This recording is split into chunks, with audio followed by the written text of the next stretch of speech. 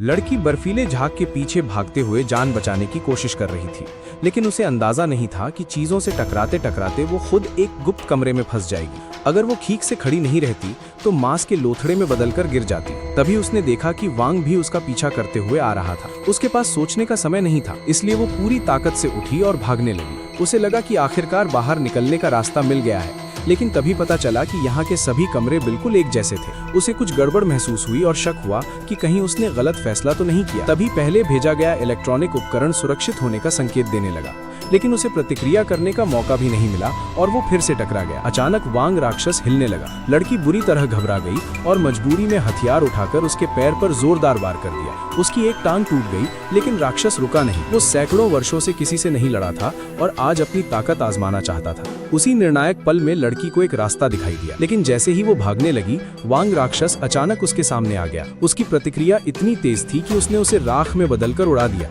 और किसी तरह वहां से बच निकली। इसके तुरंत बाद वो गुप्त दरवाजे की ओर भागी। गलियारे में पहुंचते ही रास्ता खुल गया। उसे बाहर निकलने का रास्ता दिखाई दे रहा था, लेकिन तभी सुरक्षा सूट पहने एक आदमी अचानक वहां आ पहुंचा और बिना किसी हिचकिचाहट के उस पर हमला कर दिया। पलक झपकते ही लड़की जमीन पर गिर पड़ी। जब उसे दोबारा होश आया तो उसे पता चला कि अभी तक जो कुछ हुआ था वो सब सिर्फ एक सपना था।